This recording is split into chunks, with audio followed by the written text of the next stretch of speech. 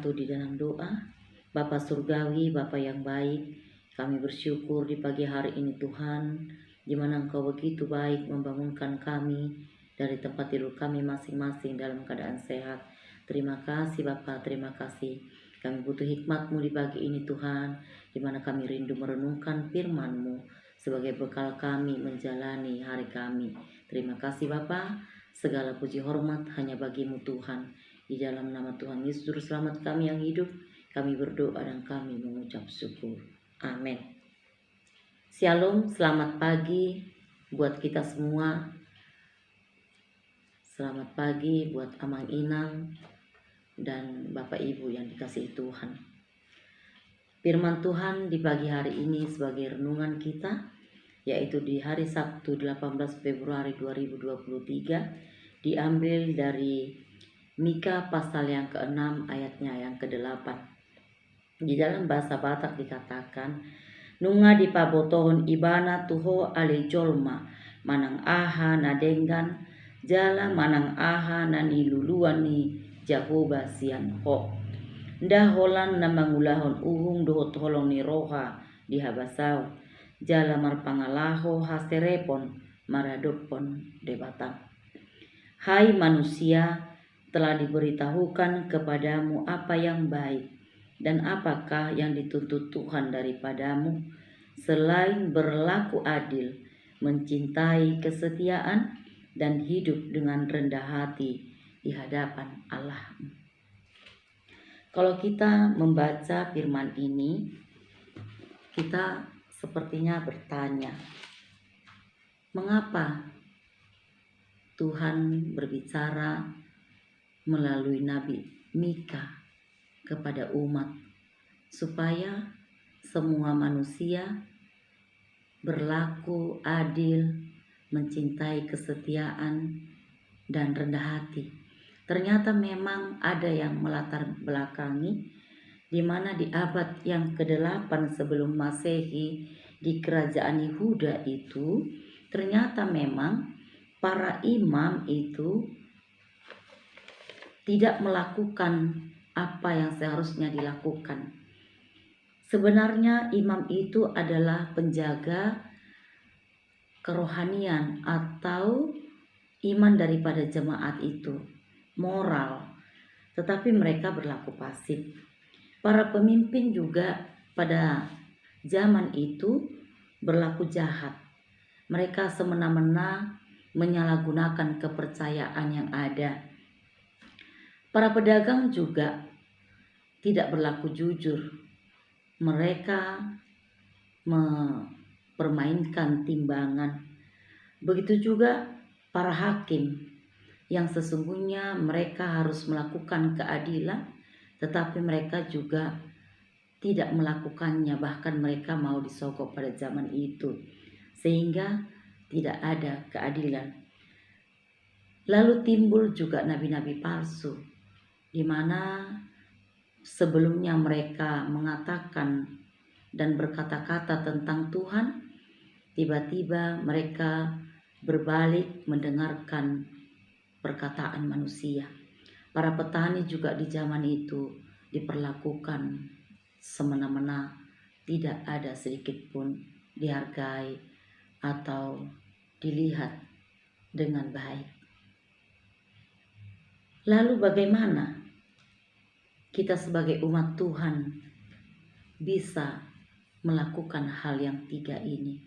Adil, setia, dan rendah hati.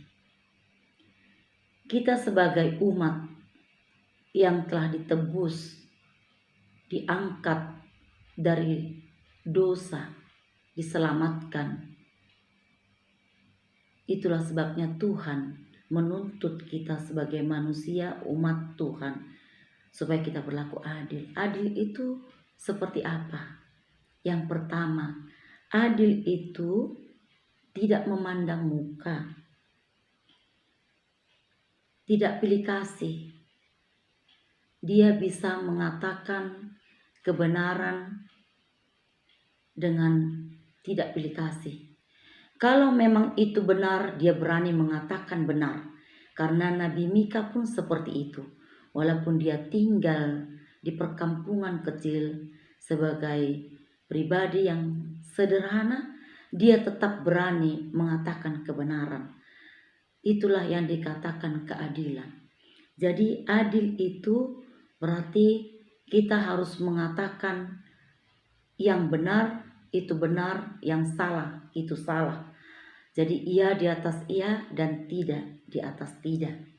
Lalu yang kedua, mencintai kesetiaan.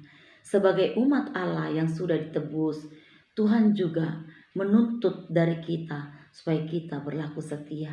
Mungkin di abad-abad yang lalu itu, ritual-ritual keagamaan itu memang dilakukan. Mereka rajin beribadah, berdoa, tetapi mereka tidak setia kepada Tuhan. Jadi saat ini kita dituntut untuk setia kepada Tuhan. Apapun yang terjadi dalam hidup kita. Mungkin saat ini ada beban yang berat, bahkan berat sekali, yang seperti menghimpit kerohanian kita. Biarlah kita terus datang setia kepada Tuhan, karena hanya Dia yang sanggup menolong kita, menguatkan kita. Biarlah kita tetap hadir di dalam setiap hari-hari kita, di dalam Tuhan. Kita juga menghadirkan Tuhan dalam kehidupan kita, supaya kita boleh kuat. Kita harus setia, karena memang Allah kita adalah Allah yang setia juga. Allah kita, Allah yang adil, maka kita harus adil. Jadi Yesus setia, jadi kita juga harus tetap setia. Mau seberat apapun pergumulan dalam hidup, bila kita tetap setia kepada Tuhan. Lalu yang terakhir, yang ketiga, kita dituntut Tuhan sebagai umatnya supaya rendah hati. Rendah hati yang seperti apa? Rendah hati itu berarti tidak memandang muka. Dia tidak melakukan hal-hal yang tidak baik. Dia tidak berlaku sombong. Dia memperlakukan sesamanya dengan baik. Dia tidak membeda-bedakan. Dia bisa menerima. Kalau ada teguran, dia bisa menerima teguran itu, tidak menganggap dirinya lebih, tetapi dia tetap bisa hormat kepada orang-orang, baik itu yang lebih rendah dari dirinya. Itulah kerendahan hati. Orang yang rendah hati juga bisa mengampuni orang yang melakukan kesalahan. Dia selalu melepaskan pengampunan.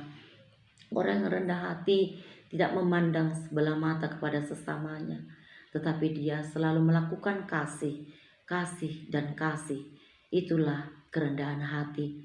Biarlah firman hari ini boleh kita renungkan, karena firman ini mengajak kita untuk kita mengevaluasi diri kita secara pribadi. Kita tidak perlu menghakimi siapapun, tapi biarlah kita boleh terus berjuang supaya kita diberikan Tuhan hikmat, kemampuan oleh Roh Kudus untuk melakukan firman ini, sehingga kita mampu seperti apa yang sudah dilakukan Tuhan. Karena Yesus Kristus adalah teladan hidup kita. Dia Allah yang adil, Dia Allah yang setia. Oleh sebab itu kita harus tetap berlaku adil, setia, dan terus berjuang menjadi pribadi yang rendah hati. Biarlah nama Tuhan dipermuliakan melalui sikap hidup kita. Demikian firman Tuhan hari ini. Mari kita bersama-sama masuk di doa Bapa kami. Bapa kami yang di surga, dikuduskanlah namamu, datanglah kerajaanmu, jadilah kehendakmu di bumi seperti di surga. Berikanlah kami pada hari ini makanan kami yang secukupnya, dan ampunilah kami Tuhan atas kesalahan kami, seperti kami juga telah mengampuni orang yang bersalah kepada kami. Dan janganlah membawa kami ke dalam pencobaan, tetapi lepaskanlah kami daripada yang jahat, karena Engkau yang punya kerajaan dan kuasa dan kemuliaan sampai selama-lamanya.